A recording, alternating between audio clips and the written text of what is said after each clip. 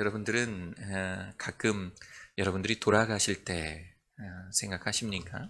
여기서 돌아간다라고 하는 것은 저 하나님 계시는 저 찬란한 천국으로 여러분들이 이 땅에서의 목숨, 생명 다 해서 하나님께 올라가는 날, 그 날을 이야기합니다. 저는 가끔 생각해 봅니다.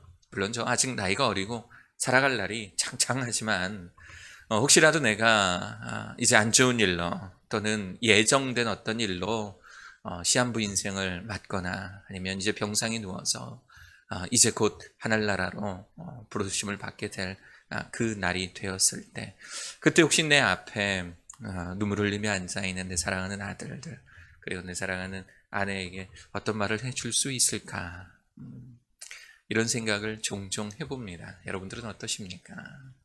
제가 이러한 생각을 하게 된 이유가 한 가지 있었습니다. 그때가 언제였냐면 2012년 1월이었어요. 2012년 1월 광주에서 이제 마지막 사역을 해내고 있을 때, 그때 제가 몸이 좀 아팠어요. 이렇게 가슴을 부여잡고 한번 쓰러졌다 병원을 가니까 이제 그 담낭에 이제 간 옆에 담낭이라고 있는데 돌이 있어서 그거 이제 제거 수술을 해야 된다고. 제가 아내와 결혼하면서 그런 이야기를 했거든요. 우리 최소한 우리 인간적으로 우리 아프지는 말자. 우리 아프지 말자. 우리 어차피 되게 없이 결혼을 했으니까 우리 아파서 이렇게 돈 쓰지 않도록 우리 서로 건강하자, 이렇게 이야기를 했는데, 병원 진단 받고 이제 그 세부적인 좀 자세한 정밀 검사를 위해서 병원에 누워 있을 때 괜히 이렇게 응급실 천정 쳐다보면서 눈물이 흘려지더라고요. 그 약속 못 지킨 것 같아서. 그때 굉장히 마음이 약해 있었어요. 내 자신의 건강에 대해서 제가 솔직히 제 자신을 믿지 못하고 있었을 때, 그때 기독교 방송에서 강용우 박사님이 나오시는 거예요. 강용우 박사님 이렇게 생기셨습니다. 1944년 경기도 양평에서 태어나셨고요. 그리고 우리나라에서 장애인 최초로 연세대학교 교육학과를 졸업을 하시고, 그리고 미국으로 넘어가셔서 미국에서도 이와 관련한 또 여러 가지 또 학위를, 박사학위까지 받으셨던 그런 분이십니다. 그래서 미국 개각관의 장애인 정책 차관보로 임명이 되셔서 정무 공무원으로 활동을 하실 정도로 굉장히 학식도 있으시고, 또 자기 자기 성취, 또 장애인으로서 굴복하지 않는 이런 것에 대명사가 되어버리셨던 그런 분이십니다. 멋진 인생을 사신 분이세요.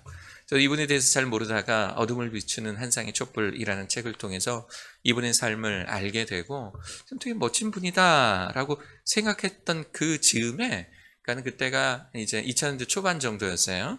그 즈음에 한국에 오신 또 이분을 또 가까이에서 모시게 될 수 있는 아주 재미난 또 계기가 있었습니다. 그래서 이분 옆에서 또 이분 오고 가는 길 또 운전도 해드리고 잠시 동안 또 이야기도 해드렸던 또 그런 또 인연이 있어서, 이분이 기독교 방송에 나오니까 반가운 거예요. 이분 잘 계시나 궁금해서 라디오 방송을 이렇게 청취를 하는데, 사회자가 깜짝 놀랄 말을 하는 겁니다. 이게 뭐냐면 2011년 10월에 이분도 저처럼 담낭에 이제 문제가 생겨서 병원에 가서 이제 정밀 검사를 받다가, 원래 이 담낭에 돌이 있으면 이건 당연히 안 좋은 겁니다. 담낭에 돌이 생기면 이제 염증이 생기고, 그 염증으로 인해서 피부 조직들이 이제 변형이 되기 시작을 하죠. 그래서 이거를 제때 제거 수술을 하지를 못하면 이게 그 옆에 있는 장기들로 전이가 됩니다. 대장암이 되기도 하고요. 그 옆에 있는 이제 췌장이라고 있어요. 이제 췌장암으로 발전을 하기도 하는데, 그만 이분이 조금 시기를 놓쳐서 췌장암으로 발전을 해버린 거예요. 그리고 의사가 이분이 뭐라고 말씀하셨냐면, 앞으로 남은 시간이 한두 달 정도 될 거다. 그때가 2011년 11월이었던 거예요. 한두 달 정도 될 거다, 이렇게 말씀을 하셨던 거예요. 만약에 저 같으면, 물론 저는 지금보다 그때가 한 10년 정도 더 어렸었으니까, 만약에 그때 저였다면 펑펑 울었을 것 같아요. 아마 제대로 된 삶이 불가능했을 것 같아요. 근데 역시 이분은 다르시더라고요. 이분은 그때 11월이었으니까 이제 12월이 다가오지 않습니까? 이제 12월 중순 정도 돼서 주변 분들에게 이메일로 편지를 보낸 거예요. 그 이메일 편지에 뭐라고 보냈냐면 이렇게 보냈습니다. 누구보다 행복하고 축복받은 삶을 살아온 제가 이렇게 주변을 정리하며 사랑하는 사람들에게 작별 인사를 할 시간을 허락받아 감사합니다. 이렇게 오늘 되길 시작을 하고요. 그리고 자신이 지금까지 살아온 인생에 대해서 이야기를 하고, 그리고 이분은 결코 이것이 나의 마지막이 아니다 이렇게 말씀을 하세요. 그분은 마치 유언과도 같은 이 이메일, 이 편지를 통해서 이 세상의 삶뿐만 아니라 앞으로 당신이 맞이하게 될 그 하나님과 함께 누릴 찬란한 영광, 그 천국을 간증하시는 거예요. 사람이 누구나 다 마찬가지지만 이것이 나의 마지막 말이다 라고 말한다면, 마지막 말이다라고 생각하고 말한다면 그 말도 예사롭지 않을 테고요. 그 말을 듣는 사람들도 예사롭지 않을 겁니다. 이 메일글을 통해서 그렇잖아요. 이분의 삶을 통해 정말 담고 싶고 또 열심히 살아야겠다고 느끼는 저와 같은 사람들에게는요, 이 이메일 이 한 통이 지금까지 살아왔던 그 삶보다 더 강한 임팩트로 다가왔던 거예요. 많은 사람이 은혜 받은 거예요. 그 소식이 한국까지 알려지니까 이제 한국의 기독교 방송에서 이분을, 미국에 계신 이분하고 국제 통화를 한 겁니다. 인터뷰를 한 거예요. 실시간으로 인터뷰를 한 거예요. 그리고 그 인터뷰의 내용을 제가 운전을 하면서 마음 약해 있는 제가 듣게 된 겁니다. 와, 얼마나 감동적이었는지요. 뭐 별거 아니었어요. 그냥 이분이 제가 운전하고 다녔을 때, 이분 모셨을 때 그때 저에게 했던 말투랑 똑같아요. 그냥 일상적이에요. 일상적. 예, 그렇게 됐습니다. 예, 이제 뭐 하나님 나라로 가지요. 예, 제가 잘못 들었어요. 다시 한번 말씀해 보세요. 뭐 이런 식이에요. 그냥 말투가 나 어떡해? 나 이제 곧 하나님 나라로 가. 나 어떡하지? 이게 아니에요. 이게 아니고 너무 일상적인 언어로, 뭐 아마 조금 있으면 아마 한 다음 달 정도에 아마 제가 하나님 나라로 가지 않을까 그렇게 생각됩니다. 뭐 이런 식인 거예요. 그러시면서 덤덤하게 자신의 삶을 다시 한번 말씀을 하시고 이야기를 하시고, 자신의 생애에 어려웠던 점, 그리고 그 순간에 만났던 예수님, 그리고 그 예수님을 통해서 자신의 삶이 변화가 되고, 그리고 자신이 어떻게 살아가야 될지, 어떤 모습으로 살아가야 될지를 라디오 방송을 듣는 사람들에게 이야기를 해주는데, 그 전에 들었던, 내가 알았던 강용우 박사님보다 훨씬 더 강하게 정말 예수님께서 한 사람을 어떻게 변화시키시고 어떻게 사용하시는지가 구구절절하게 느껴지니까, 제가 느끼는 이 영감, 이 감동이라고 하는 것은 정말 여러분들이 상상하는 것 그 이상이었습니다. 그래서 이분의 이 간증과도 같은, 또 유언과도 같은 인터뷰 방송을 들으면서 제가 어떤 생각을 했냐면, 제가 마음이 약해져 있었다 그랬잖아요. 그래서 어떤 생각을 했냐면, 그래, 인생이라는 건 내가 비록 나도 이제 곧 있으면 이제 수술을, 저분과 같은 그런 수술을 받게 되지만 하나님께서 허락하신 인생이니까 내가 정말 열심히 살다가 최선을 다해서 살다가 나중에 나에게도 저렇게 누군가가 마이크 들이밀면 나도 하나님 간증 열심히 하다 살아가야지, 그렇게 살다가 그렇게 하나님께로 가야지, 그렇게 결심하게 되는 계기가 되었어요. 그리고 여러분들 아시다시피 그 2012년이었잖아요. 2012년 1월에 그 방송 듣고요, 2012년 2월 한 달 뒤에 제가 음성 캠퍼스 교목으로 오게 된 또 그런 또 이제 또 이 시기가 있었습니다. 그 방송을 하시고요, 정말 그 말씀대로 한 달 뒤 2012년 2월에 그렇게 소천하셨어요. 하나님의 부르심을 받고 그렇게 하나님 나라로 가셨습니다. 마지막 말 중요하지요. 마지막 말, 사람들 앞에서 어떻게 이야기하는가 굉장히 중요합니다. 마지막 말, 그 사람이 어떤 말을 하는지 자세히 들어보면 그 사람이 지금까지 살아왔던 인생의 철학과 그동안 내게 보여주었던 많은 행동들과 말들의 그 기적, 그 이유를 알 수가 있지요. 그래서 마지막 말이 중요합니다. 저는 지난 설교를 통해서 예수님의 예루살렘 입성을 시작으로 예수님의 요일별 행적에 대해서 말씀드린 적이 있어요. 오늘은 목요일에 있었던, 그러니까 예수님께서 십자가에 못 박혀 돌아가신 날을 금요일로 치자면 그 금요일, 성금요일이라고 하는 그 금요일 바로 전날 하셨던 말씀이에요. 예수님께서는 당신의 죽음을 알고 계셨기 때문에 지금 오늘 여러분들과 함께 나누는 이 대화는 예수님이 당신의 죽음을 알고, 십자가의 죽음을 알고 제자들 앞에서 담담하게 유언과도 같이 하셨던 말씀입니다. 1절은 이렇게 시작해요. 6월절 전에 예수께서 자기가 세상을 떠나 아버지께로 돌아가실 때가 이룬 줄 아시고 곧 이 밤이 지나면, 이 저녁이 지나면, 이 날이 지나면 내가 저 십자가 위에 못 박혀야 된다라는 사실을 예수님 아시고 제자들과 대화를 하시기 시작한 겁니다. 여러분들이라면 이때 어떤 말씀하시겠습니까? 여러분들이 이제 당장 내일 죽게 될 것이다, 내일 이제 내가 이 세상에서 삶이 끝나게 될 것이다 라는 사실을 여러분 아신다면 여러분들은 여러분들의 사랑하는 사람들에게 뭐라고 말씀하시겠습니까? 여러분들이 침상에 누워있고 여러분들의 사랑하는 자녀들이 엄마 아빠 하면서 때로는 울기도 하고 때로는 손을 잡고 이 나의 손에 볼을 비비기도 하는 그 순간, 내가 사랑하는 사람들이 모두 내가 있는 곳으로 모였을 때 그때 여러분들은 어떤 말씀 하시겠어요? 바로 오늘이 예수님께서 이런 말씀, 예수님께서 당신의 생명이 이 땅의 생명이 끝남을 알고 이제 제자들과 함께 하시는 말과 그 행동들을 한번 주목해 보십시오. 바로 이러한 때, 예수님이 제자들과의 마지막 때라는 걸 알았던 바로 이때 예수님께서 하셨던 행동은 이것이었습니다.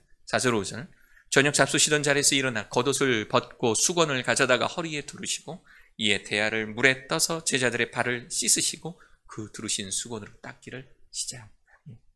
갑자기 자리에 일어나시더니 저와 같은 이런 겉옷을 벗으시고 그리고 수건으로 허리를 동이시고 그리고 대야에 물을 받아다가 제자들의 발을 씻기시는 거예요. 우리가 가끔 세족식 할 때 보면 스텝들이 다 있죠.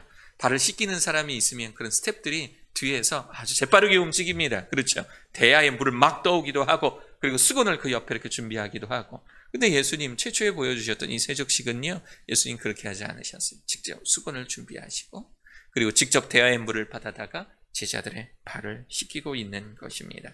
소위 최후의 만찬이라고 불려지는 그 자리에서 갑자기 일어난 바로 이 사건, 예수님께서 일어나셔서 겉옷을 벗고 제자들의 발을 씻기시는 모습. 당시 유대의 관습상 남의 발을 씻긴다라고 하는 것은 그 집의 가장 낮은 하인이나 하는 일이었어요. 여러분 아시다시피 여러분 가끔 이제 성극할 때 보면 이때를 배경으로 한 성극할 때 보면 로마의 병사들이나 사람들이나 다 가죽으로 된 샌들을 신고 다니죠. 그렇죠? 샌들이 대유행했던 것이 아니라 지금 우리가 운동화 신고 구두 신는 것처럼 그때 사람들이 유대 사람들에게 샌들은 당연한 거였습니다. 그냥 평범한 그런 신발이었어요. 이 샌들이 통풍 잘 되고 시원하기는 합니다. 근데 문제는 뭐냐면 저도 어렸을 때 샌들을 자주 신고 다녔는데 문제는 뭐냐면 온갖 먼지들이 발가락 사이에 다 껴버린다라는 거예요. 그러니까 밖으로 외출했다가 돌아올 때 바깥에 그 더러운 먼지라든가 작은 돌멩이라든가 이런 것들이 발 사이에, 발가락 사이에 껴있는 겁니다. 만약에 그 발을 씻지 않으면 여러분들 상상하기는 싫지만 발이 꾀지지한 거 있잖아요. 그 작은 먼지, 큰 먼지 막 범벅이 돼서 그 발 상태로 집 안으로 들어와야 되는 거예요. 그러니까 우리 큰 집에 만약에 하인이 여러 곳 있는 곳이 있다면 그러면 하인이 문 옆에 대기하고 있다가 주인이나 또는 주인이 인정하는 VIP가 우리 집에 왔다. 그러면 그 하인이 그 주인과 또는 VIP의 손님의 그 발에 신발을 벗기고 그 발을 깨끗이 씻겨주고 수건으로 닦아주는 것이 그 집의 가장 낮은 계급의 하인이 하는 일이었습니다. 이 보잘것없는 일, 주인이나 귀한 손님이 밖에서 들어왔을 때 그의 신을 벗기고 발을 씻기는 이 일, 하찮은 이 일을 예수님께서 그 제자들이 선생님이여 또는 주라 부르는 바로 그분께서 직접 자신이 물을 떠다가 제자들의 발을 씻기시고 있는 모습. 제자들에게 이러한 모습을 보여주신 이유는 사실 이 일이 있기 바로 전에 예수님의 제자들 사이에서 다툼이 있었어요. 이 요한복음에는 나와 있지 않아요. 이 요한은 굳이 쓰기 싫었던 것 같아요. 어쩌면 그 안에 자신도 포함이 되어 있을 수도 있고. 근데 누가복음은 말해주고 있어요. 누가복음 22장에 보면 바로 이 예수님께서 소위 최후의 만찬이라고 불리는 이 자리에서 제자들이 나누었던 대화들이 나와요. 창피한 대화들이 나옵니다. 뭐냐면 그들이 이렇게 싸웠어요. 또 그들 사이에 그중 누가 크냐 하는 다툼이 난지라. 예수님이 이제 내일이면 돌아가서 십자가에 못 박혀 돌아가시는데 아니 이놈의 제자들이라고 하는 것은 그동안 예수님께서 그렇게 힌트를 줬건만 예수님께서 이제 곧 있으면 유대인들의 왕이 되었을 때 그때 누가 예수님 편에 서서 누가 높은 관직을 차지하느냐, 이거 가지고 싸우고 있었던 거예요. 누가 예수님께서 세우시는 그 왕국에서 누가 제일 큰 자가 되느냐, 내가 더 크다. 왜냐면 내가 더 예수님 앞에서 지분 많이 갖고 있다. 예수님 지난번에 기도하라고 가실 때 누구 데리고 갔냐? 너 데리고 간 게 아니지 않냐? 지금 무슨 말이냐? 예수님 지난번에 어떤 말씀하실 때 내가 잘 받아쳤고 내가 예수님을 어떻게 도와드렸고 이래서 예수님 이렇게 열심히 사역할 수 있는 계기가 됐었는데 그러면 나는 지분이 없다는 거냐? 그러면서 싸우고 있는 거예요. 누가 더 크냐 가지고 싸우고 있는 거예요. 이 말을 들은 제자들의 다툼을 들은 예수님께서 하셨던 행동이 뭐냐면 이 나무란 게 아닙니다. 너 일로 와. 내가 너 그렇게 가르쳤어? 이렇게 나무란 것이 아니라 예수님 제자들에게 하셨던 것은 뭐냐면 조용히 일어나서 겉옷을 벗으시고 수건을 허리에 동이시고 태아에 물을 떠다가 제자들의 발을 씻겨주신 거예요. 큰 자가 낮은 자가 되고 높은 자가 겸손한 자가 되어서 서로를 섬겨야 한다. 사랑과 섬김을 이 제자들에게 보여주고 계신 것입니다. 그래서 예수님께서는 이 복잡하고 이 어려운 이 모범을 대해서 이렇게 설명해 주시는 겁니다. 오늘 여주인 전사님과 함께 읽었던 그 말씀이 있죠. 그들이 발을 씻기신 후에 옷을 입으시고 다시 앉아 그들에게 이르시되 내가 너희에게 행한 것을 너희가 아느냐. 싸우고 그냥 누가 더 크냐 가지고 다툼했던 이 제자들의 발을 씻기시고 난 이후에 내가 왜 이것 행한지 너희들 아느냐? 너희가 나를 선생이라 또는 주라 하니 너희 말이 옳도다. 내가 그러하다. 맞아. 내가 너희들의 선생이야. 내가 너희들의 주야. 마스터야. 알아. 내가 바로 그런 사람이야. 옳도다. 내가 그러하다. 14절. 내가 주와 또는 선생이 되어 너희 발을 씻겼다. 내가 선생이고 내가 주인데 주님인데 내가 너희 발을 씻겼다. 너희도 서로 발을 씻어주는 것이 누가 큰지 싸우는 것이 아니라 누가 높은지 싸우는 것이 아니라 서로의 발을 씻어주는 겸손한 자가 되는 것이 옳다. 내가 너희에게 행한 것 같이 너희도 행하게 하려 하여 본을 보였노라. 이것은 예수님께서만 하시는 것이 아니라 예수님께서 하셨던 이 모습을 통해서 서로의 발을 씻겨주라라고 하는 겁니다. 서로를 사랑하고 섬기는 것, 높은 자가 낮은 자를 섬기는 것, 연로한 자가 연소한 자를 배려하고 섬기는 것, 명예로운 자가 명예롭지 못한 자 앞에서 겸손한 것, 예수님은 제자들에게 바로 이것, 겸손의 본을 보이시기 위하여서 이 제자들의 발을 씻기는 모습을 보여주셨던 거예요. 우리가 이 사건을 통해서 알게 되는 예수님의 본질이 있습니다. 첫 번째가 바로 이 겸손의 본을 보이셨던 예수님을 우리가 본받아야 한다라는 겁니다. 그래서 빌립보서 2장 5절에서 8절 이 말씀에 보면 예수님께서 왜 이러한 행동을 하셨는지 예수님의 본질에 대해서 설명이 되어집니다. 너희 안에 이 마음을 품으라 곧 그리스도 예수의 마음이니.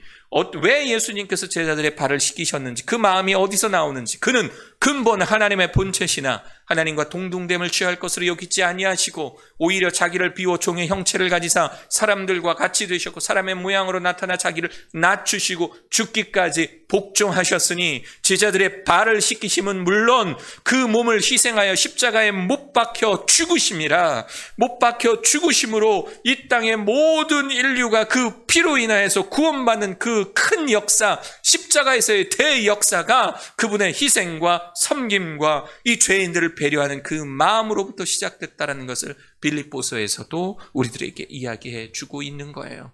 예수님께서는 바로 이러한 섬김, 겸손의 모습, 이 본을 보이시기 위하여서 우리들에게 제자들의 발을 씻기는 모습을 보여주셨던 겁니다. 제자들의 발을 씻기신 사건을 통해 우리에게 주시는 두 번째 메시지가 있습니다. 그것은 뭐냐면 우리의 죄를 예수님의 피로 씻기셨음을 의미하는 거예요. 예수님께서 제자들의 발을 씻기자 베드로의 차례가 됐을 때 베드로가 거부합니다. 어떻게 주님께서 선생님께서 나의 더러운 발을 씻길 수가 있습니까?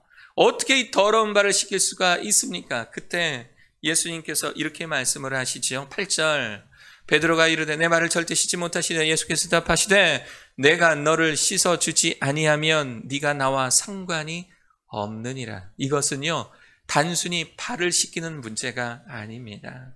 예수님 이제 내일이면 십자가에 못 박혀 아낌없이 피를 흘리시게 될 거예요. 피. 예수 그리스도의 보혈을 이제 이 다음 날이면 목격하게 되는 겁니다. 물로 씻겨진 발은 다시금 더러워져요. 예수 그리스도로 인하여서 그 보혈로 인하여 씻겨진 나의 죄는 하나님 앞에서 지은 나의 원죄를 지워 하나님 앞에 더욱 다가가게 하며, 그러므로 인하여서 우리들이 거룩하여지고 성화롭게 되어서 하나님의 나라, 하나님의 자녀로서의 칭함받을 수 있도록 하는 그 가장 중요한 원리, 예수 그리스도의 그 보혈을 상징하고 있는 겁니다. 지금 우리는요, 예수님 자리로 살아가고 있는 거예요. 오늘 이 아침에, 이 새벽에 굳이 나와서 하나님을 찾고 예수 그리스도의 생애와 고난을 묵상하려고 하시는 여러분들 한 사람 한 사람은, 여러분들 각 개인은 예수님의 피값으로 사는 인생임을 기억하시는 여러분들 되시기를 바랍니다. 우리가 예수님의 피값으로 산다라는 것은 무엇을 의미하는지 아십니까? 우리의 소유는 하나님께 있음을 의미하는 거예요.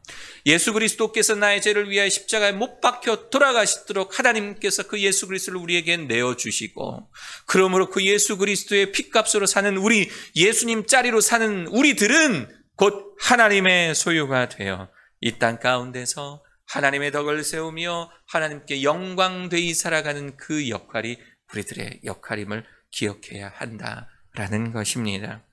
예수님의 보혈로 죄 씻음 받은 우리는 이 세상에서 바로 그렇게 살아가야 됩니다. 겸손과 섬김의 본을 보이신 예수님의 모습을 본받아 다른 이들을 섬기고 사랑하는 일에 우리의 소유를 아까워해서는 안 돼. 우리의 물질적인 것, 우리의 시간적인 것들, 우리가 가진 모든 것들, 예수님께서 보여주신 이 섬김의 본을 위하여 그렇게 살아가실 수 있는 여러분 되시기를 바랍니다. 예수님의 피값으로 사는 우리는 하나님의 소유다운 모습으로 살아가야 합니다. 하나님을 닮아 거룩함에 이르도록 날마다 말씀을 묵상하고 기도와 또 말씀을 통한 적용으로 예수님의 모습을 닮아가기 위해 노력하십시오. 그게 예수님의 피값으로 사는 인생이 살아야 하는 방향인 것입니다. 오늘 새벽에 이 말씀, 예수님께서 본을 보여주셨던 이 모습을 통하여서 우리도 예수님 닮아 살아가실 수 있는 사랑하는 저와 여러분들 되시기를 주 예수 그리스도의 이름으로 간절히 축원합니다. 아멘.